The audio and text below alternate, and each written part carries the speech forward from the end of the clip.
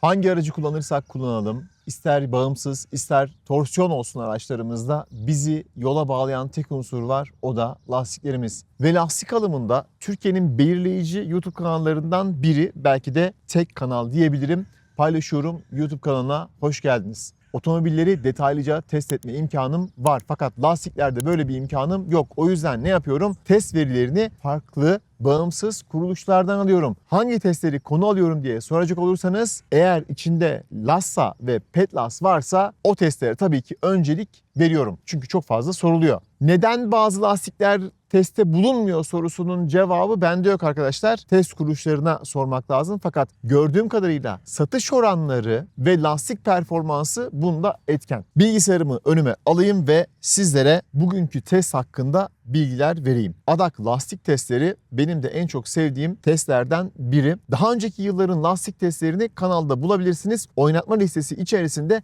lastik testleri bölümü var. Bu teste Lassa konuk olmuş, fakat testin kötü bir yanı, tüm verileri paylaşmamışlar arkadaşlar bizlerle. O yüzden veri kısmında biraz sınırlıyız. Lastik ölçümüz 225/50/17. Toplamda 16 lastik var. Fakat ben 14 tanesini teste aldım. Neden 2 tanesini eledim? Çünkü onlar ülkemizde satılmayan lastikler. Test aracı olarak da Audi A4 kullanılmış. Testte ilginç bir sonuç var arkadaşlar. Hemen onu söylemek istiyorum ki kafalar karışmasın. Linklong frenlemede güzel performans sergilemiş. En azından bize verilen değerlerle. Fakat sıralamalarda sonlara gelmiş. Bunun da sebebi öncelikli olarak ömrünün çok kısa olması, yakıt ekonomisinde iyi performans gösterememesi ve lastiğin biraz daha ağır olması gibi çevresel faktörler. Şunu söylemek istiyorum. Sıralamaya geçtiğimizde farklı sonuçlar görebilirsiniz ya da beklediğinizi bulamayabilirsiniz. O yüzden sadece veriler kısmıyla testi değerlendirmeyelim. İlk testimiz kuru zemin frenleme testi. Aracın hızı 100 kilometreden 0'a kadar düşürülüyor. Falken, Linklong, Lassa, Pirelli, Continental iyi performans gösteriyor. Bridgestone, BF, Hankook iyi performans gösteremiyor. Sizlerden gelecek beğeni ve yorumlara göre 205/55/16 çapında güzel bir test bugün buldum. Onu da yayınlamayı düşünüyorum. Lütfen yorum yapın, videoyu beğenin. Ben de ona göre yoluma devam edeyim. Yoksa araçlara döneceğim. Daha önümde bir sürü araç testi var. Kuru zemin frenleme testinde elde edilen verilere göre yapılan analiz sonrasında 130 km hızla giderken Falken durduğunda diğer araçların süratlerini görüyoruz arkadaşlar. O yüzden lastik seçimi çok önemli. Dikkat ederseniz bir sonraki tabloda neye geçiyoruz? Islak zemin frenlemeye geçiyoruz. Fakat normalde bizim yapmış olduğumuz testlerde kuru zemin yönlendirme, kuru zemin tur zamanı gibi veriler elde ederdik ya da paylaşırdık sizlerle. Bunlar yok. Islak zemin frenlemede aracın hızı 80 kilometreden 0'a kadar düşürülüyor. Linklong, Continental, Kumho, Goodyear iyi performans gösterirken BF ve Greentech lastiği iyi performans sergileyemiyor. Yine aynı mantıkla 130 km hızla Continental ve Linklong durduğunda Greentech lastiğinin hızı 59 km/saat. Çok yüksek değil mi? Aquaplaning testine gelmeden önce, yani suda kızaklama testine gelmeden önce suda kızaklama nedir diye size şöyle kısaca bir bilgi vereyim. Düşük hızlarda lastik suyu tahliye eder. Hızınız arttıkça lastiğin önünde su birikmeye başlar.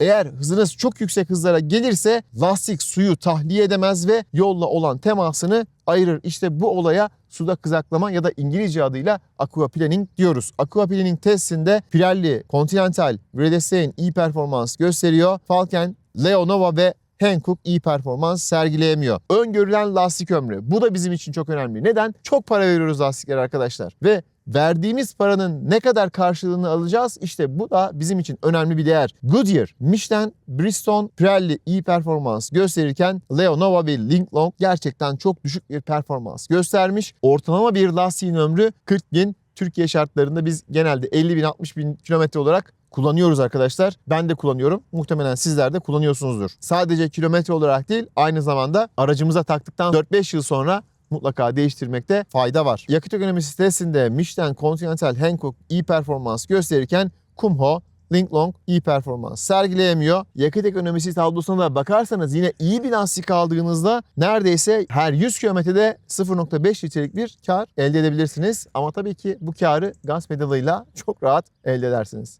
Şöyle mi gösterseydim?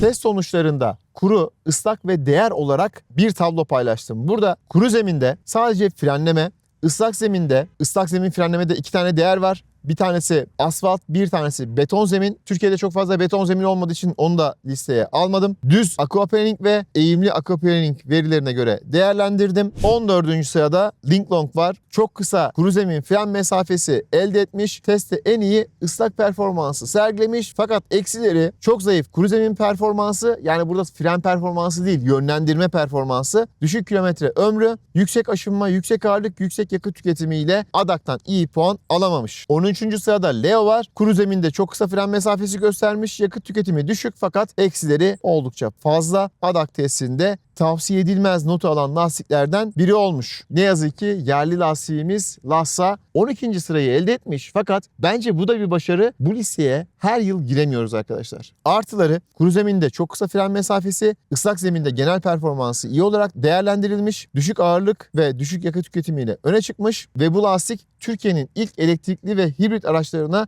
uyumlu üretilen yerli lastiği arkadaşlar. Kuru zeminde çok zayıf sürüş kontrolü, aquaplaning'de zayıflıklar göstermiş ve uzun ömürlü olmamış. Ne yazık ki ADAC tarafından tavsiye edilmez notu almış. Özellikle kuru zeminde sürüş kontrolü ciddi şekilde zayıf bulunmuş. İnşallah daha iyi lastiklerle bu sıralamalara girer ve daha iyi neticeler elde ederiz diyelim ve 12. sıraya geçelim. GreenTech lastiği ilk defa duymuş olduğum bir lastik. Fiyat performans olarak iyi ise tercih edilebilir. 10. sırada Vredestein var. Bazı alanlarda iyi olsa da kilometre ömrü ve aşınma olarak zayıflıklar göstermiş. Testte 10. sırayı elde etmiş. 9. sırada Hankook var. Kuru zeminde limitte iyi sürüş davranışı sergilemiş. Yüksek kilometre ömrü ve düşük yakıt tüketimiyle öne çıkarken ıslak ve kuru zeminde sıkıntılar yaşamış. Biraz ağır ve gürültülü bir lastikmiş. BF 8. sırada yer alıyor. Kuru zeminde iyi sürüş hissi ve stabilite sağlamış. Yüksek kilometre ömrüyle puan kazanmış. Islak zeminde zayıf performans, uzun fren mesafesi, ortalamanın üzerinde bir ağırlık ve aşınma ile ADAC testinden güçlü bir not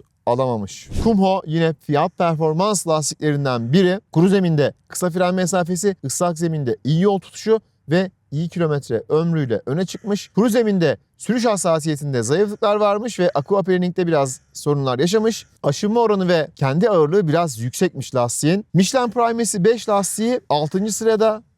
Sus lan. Michelin Primacy 5 lastiği 6. sırada. Çok uzun kilometre ömrü, çok düşük aşınma, en düşük yakıt tüketimi, en iyi performans ile öne çıkıyor. Direksiyon hissiyatı biraz zayıf bulunmuş. Isıya karşı hassas bulunmuş ve genel sürüş dinamiklerinde biraz zayıf bulunmuş. Primacy 5 verimlilik ve uzun ömür tarafında testin en iyilerinden biri ama sürüş dinamiklerinde rakiplerinin gerisinde kalmış. İlginç. Bridgestone Transa 6 5. sırayı elde etmiş. Uzun kilometre ömrü, düşük aşınma, düşük yakıt tüketimi, düşük ağırlık lastiği ön sıralara taşımış. Direksiyon hissiyatı zayıf, ısıya karşı hassas ve limitlerde erken kayma eğilimi göstermiş. Alınabilecek iyi lastiklerden biri. Falken, Türk bayrağını gördünüz. Türkiye'de üretilen bir lastik. Gurur duydum. 4. sırada. Kuru zeminde en iyi fren mesafesini elde etmiş. Islak zeminde iyi performans, düşük aşınma ve çok düşük ağırlıkla öne çıkıyor. Kuru zeminde biraz sürüş hissiyatında zayıflık var. Aquaplaning'de ortalama bir performans göstermiş. Lastiğin ömrü de ortalama bir seviyedeymiş. İyi not almış ADAC tarafından. 3. sırada Goodyear Efficient Grip Performance 2. Adını tamamen okuduğum tek lastik oldu değil mi? Ayrıcalık yapmadım aslında. Çünkü bu lastiği ben de kullandım arkadaşlar. Lastik çok konforlu, çok sessiz. Fakat benim kendi tecrübelerim çok fazla uzun ömürlü olmaması yönünde oldu. ADAC aksini söylüyor mesela. Dengeli performans, yüksek sürüş güvenliği, çok uzun kilometre ömrü ve düşük aşınma diyor. Aquaplanning performansında zayıflıklar göstermiş. Islak zeminde biraz zayıf kalmış. Lastiğin çok dengeli olması işte çok önemli. Hem ıslak hem kuru zeminde iyi performans göstermek ve diğer kriterlerde de iyi performans göstermek çok önemli. 2. sırada Pirelli Cinturato C3 var. Kuru ve ıslak zeminde güvenli ve dengeli performans sunan lastik, fren mesafeleri kısa ve aquaplanning direnci iyi, uzun ömürlü ve aşınması da düşükmüş. Dezavantajı ise biraz gürültülü ve direksiyon hissinin mükemmel olmamasıymış. Instagram hesabıma eğer bakarsanız arkadaşlar fren testlerinin bir tablosunu yapıyorum. Orada da pek çok lastik var. O bilgiler de size referans olacaktır diye düşünüyorum. Bu arada Instagram'dan da takip etmeyi unutmayın. Gelelim Continental'e. Continental Premium Contact 7. Adını tamamen okudum çünkü ben de kullanıyorum. ve çok memnunum. Toplamda 13.000 kilometre kullandım. Lastik aşınıyor, sıkıntılar var diye pek çok yorum okudum ama yorumlara inanmadım. Test verilerine inandım. Farklı testleri inceledim ve bu lastiği almaya karar verdim. Mesela geçen sene bu lastik birinci değildi ama benim tercihim Continental oldu. Aşınma olarak evet biraz aşınmış. Toplamda 13.000 kilometre kullanmıştım lastiği. Fakat bu aşınma çok normal. Zaten bir lastik aşınacak ki iyi yol tutsun. Odun gibi, taş gibi bir lastik yol tutmuyor arkadaşlar. Tercih sizin. Yine çok sorulan sorulardan biri Continental Ultra Contact serisi ile Premium Contact serisi arasındaki farklar. Premium serisi daha iyi bir performans sergilerken Ultra Contact serisi daha uzun bir ömür için tasarlanıyor. O yüzden iyi performans için Premium, daha uzun ömürlü olması için Ultra Contact tercihiniz olabilir. Bu test verileri doğrultusunda sadece bu teste bakmayın. Önceki dönem testlerine bakın. TireReview.com'daki testlere bakın. Farklı yerlerdeki testlere bakın ve nihai kararı öyle alın. Sorularınız varsa yoruma bırakın. Mutlaka cevaplandıracağım ama kanala da abone olun arkadaşlar. Videoyu da beğenin. Desteklerinizi esirgemeyin diyorum ve çok soğuk. Ben artık kaçıyorum yoksa hasta olacağım.